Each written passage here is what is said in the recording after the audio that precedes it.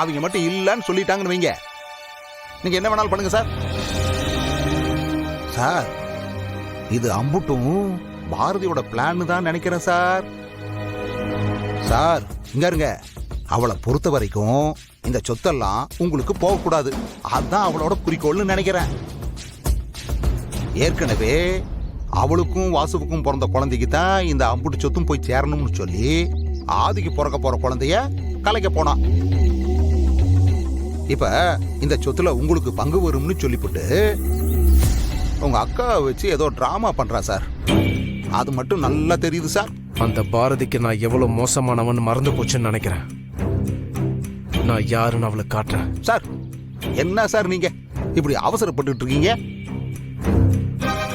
இப்ப இந்த பாரதியை தண்டிக்கணும்னு வச்சுக்கோங்களேன், படக்குன்னு இப்படி எல்லாம் கோவப்படக்கூடாது சார்.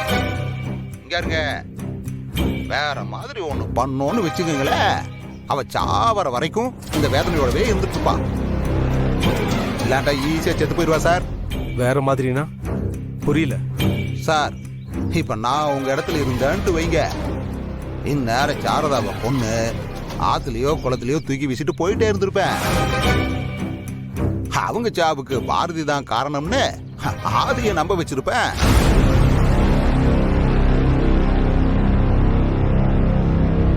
சார் அதுக்கப்புறம் அந்த பாரதிய நாம் ஒண்ணும் பண்ண வேண்டாம், அந்த ஆதி பையிலே தண்டனை கொடுத்துருவான் சார். அதுக்கப்புறம் அந்த பாரதி ஆசைப்பட்ட சொத்தும் கிடைக்காது, ஆதி கூட வாழ்ற சுகமும் கிடைக்காது. அவளுக்கு பிறந்த குழந்தையையும் அந்த ஆதிக்கும் அவளுக்கும் பிறக்க போற குழந்தையையும் கையில வச்சுக்கிட்டு தெரு ஓரத்துல பிச்சை தான் எடுக்கணும். சார் என்ன சார் எதுவும் பேச மாட்டீங்க? இல்ல, நீ சொல்றதை யோசிச்சு பார்த்துட்டு இருக்க.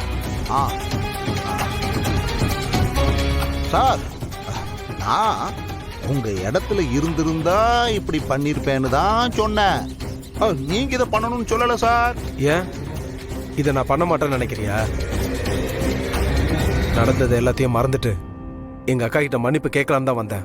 ஆனா எல்லாரும் சேர்ந்து பிளான்லாம் இப்படி பண்ணாங்கன்னா அப்புறம் இந்த அறிவு பழைய அறிவா மாற வேண்டியது இருக்கும். சார் அப்புறம் எதுக்கு சார் இன்னும் யோசிச்சுட்டு இருக்கீங்க?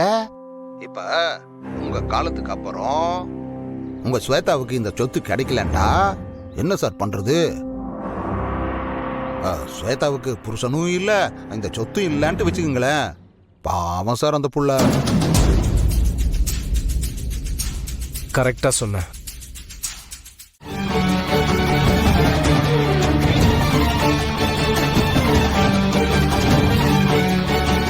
கேட்கறேன் தப்பா நினைச்சுக்க. நீ நல்லவன் ஆயிட்டவும் புள்ள மேல பாச வச்சிருக்கிற, என்ன மனுஷட்டெல்லாம் சரி. இருந்தாலும் எனக்கு உன் மேல ஒரு சந்தேகம் இருந்துட்டே இருக்கு, அதனாலதான் கேட்கறேன். கேட்கட்டா? என்ன கேளியா? தமிழகத்துல இருந்துதான் இத்தனை பிரச்சனை இத்தனையும் நம்மளுக்குள்ள நடந்துட்டு இருக்கு. நான் மறுபடியும் கேட்கறேன் உங்ககிட்ட, என் மேலேயும் ஆதி மேலேயும் இருக்கிற பழைய கோவத்தினால நீ இது பண்ணலையா? இல்ல நான் ஏன் கேட்கறேன்னா, கூடவே இருக்கிற எவனோ ஒருத்தன் தான் இதெல்லாம் பண்ணிட்டு இருக்கான்னு எனக்கு தோணுது. ஏய் என்னையா நீ என்னை போய் இப்படி சந்தேகப்பட்டு இருக்கிற? கரியா, நான் உன்னையும் ஆண்டாளையும் பிரிக்க நினைச்சது உண்மைதான், நான் இல்லைன்னெல்லாம் சொல்லல. ஆனா குழந்தைய கடத்துற அளவுக்கெல்லாம் கொடுமையானவன் இல்லையா நானு? கோவத்துல யார் வேணாலும் என்ன வேணாலும் பண்ணலாம்ல மாமா. நான் உன் சொல்லட்டா, நீ இது பண்ணன்னு எனக்கு தெரிஞ்சுன்னு வையன், அதுக்கப்புறம் நான் ஆண்டாளை பத்தியும் யோசிக்க மாட்டேன், எவனை பத்தியும் யோசிக்க மாட்டேன், புரியுதா? உன்னை கொன்னுட்டு உன் காசுலேயே வக்கீல வச்சு கேஸை முடிச்சுட்டு போயிட்டே இருப்பேன். இந்தாரு, எனக்கு இந்த உலகத்திலே எங்க அம்மா விட அடுத்தது ஒருத்தனை பெருசா பிடிக்கணும், அது ஆதி மட்டும்தான். அவன் இந்த மாதிரி மன உளைச்சலோட வாழ்ந்துட்டு இருக்கிறது பாக்குறதுக்கு எனக்கு சங்கடமா இருக்குது, ரத்தம் கொதிக்குது எனக்கு. அவனை இப்படி அலைய வச்சவன் மட்டும் என் கையில கிடைச்சான்னு வச்சுக்க. தெரியும்ல என்னை பத்தி, நீ இதுக்கு முன்னாடி இத்தனை விஷயம் பண்ணியிருக்கல, அதெல்லாம் வச்சுட்டு மனசுக்குள்ள எனக்கு ஒரு சந்தேகம் இருந்துச்சு, அதை கேட்டேன். அதுக்குள்ள ரெண்டு பேரும் முழங்காலுக்கும் மொட்டை தலைக்கும் முடிச்சு போட்டு எதையாவது ஒண்ணு சொல்லிக்கிட்டு இருங்க. நாங்க இவ்ளோ சொல்லியும் நீங்க எதையுமே ஒத்துக்க மாட்டீங்கல்ல? இங்க பாருங்க, நீங்க ஆண்டாள் புருஷனை எப்படி நினைக்கிறீங்கன்னு எனக்கு தெரியாது. ஆனா இந்த காலத்துல இப்படி ஒரு பையன் யாருக்குமே மாப்பிள்ளையே கிடைக்க மாட்டாரு. இதோ அத்தையை வச்சுட்டு தான் சொல்றேன், நாளைக்கு அத்தையோட நகையெல்லாம் நீங்க எனக்கு கொடுத்துருவீங்களா? கட்டின பொண்டாட்டி அசிங்கப்படக்கூடாதுன்னு மொத்தத்தையே தூக்கிட்டு வந்து கொடுத்திருக்காரு. இதை விடவா வேற மாப்பிள்ளை நமக்கு கிடைச்சிட போறாங்க?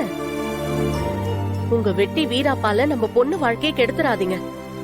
அதையும் மீறி நான் அப்படித்தான் செய்வேன்னு நெஞ்ச நிமித்திக்கிட்டு நடந்தேன்னா கருப்பொண்ண காவு வாங்கிருண்டா, கண்டிப்பா காவு வாங்கிரும். மாற வேண்டியது நாங்களும் மாப்பிள்ளையும் இல்லங்க, நீங்க தான். உங்களை மாத்திக்கோங்க, இல்லனா ஆண்டாளே உங்களை மதிக்க மாட்டா. உங்க சுயநலத்துக்காக நீங்க என்ன வேணாலும் பண்ணுவீங்கன்னு ஆண்டாளுக்கு எப்பவும் புரிஞ்சிருச்சு. அவளுக்கு நீங்க இப்படி எல்லாம் இருக்கீங்கன்னு தெரிஞ்சா உங்களை தூக்கி எறிய ஒரு நிமிஷம் கூட ஆகாது. அத மட்டும் ஞாபகத்துல வச்சுக்கோங்க.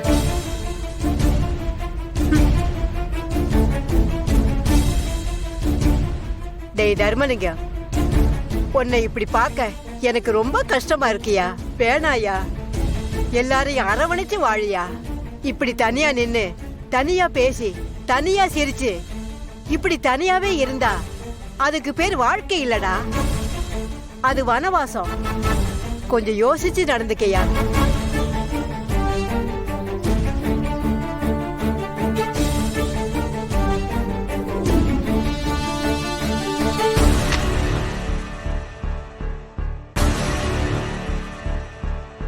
என்ன பெத்தவ இல்ல, என்ன படைச்சவனே வந்து சொன்னாலும் என்ன நான் மாத்திக்க மாட்டேன். அந்த ஆதி பயலும் அழகர் பயலும் எனக்கு கொடுத்த காயத்தோட தழும்பு மறையாது.